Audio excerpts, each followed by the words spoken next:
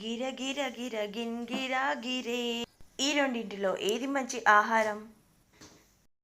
చూడటానికి రెండు కూడా ఆరోగ్యకరమైనవి అనిపించినా తినే పద్ధతి తాగే పద్ధతి రెండూ కరెక్ట్ కావు. కారణం ఇక్కడ చక్కెర వాడటం.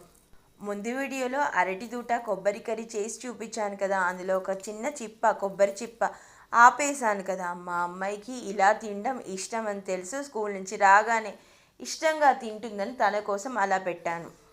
అలాగే ఈ బత్తాయి రసం కూడా సాయంత్రం పాప బాబు ఇంటికి రాగానే నాకు కూడా చక్కెర మంచిది కాదని చెప్తూనే కొబ్బరిలో చక్కెర వేసి ఇచ్చాను.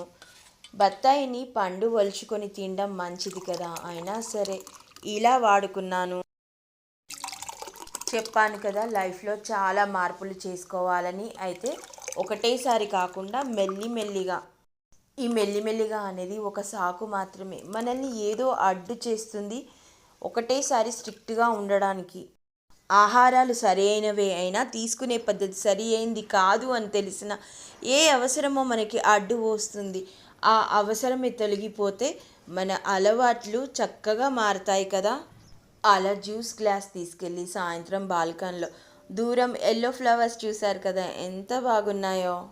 ఇక ఈ బాల్కనీలో ఈ వైపు మొక్కలు బాగున్నాయి, మరోవైపు పెట్టిన పూల మొక్కలు చూడడానికి పూలన్నీ వల్లిపోయినట్టుగా కనిపిస్తున్నా కొత్త చిగుళ్ళు వస్తుంటే పెరుగుతాయన్న నమ్మకం అయితే మెల్లిగా వస్తుంది. ఈ వైపు పూల మొక్కల గురించే నేను చెప్పింది. మనం చేయగలిగిందల్లా బ్లెస్ చేయడమే. Thank you for watching.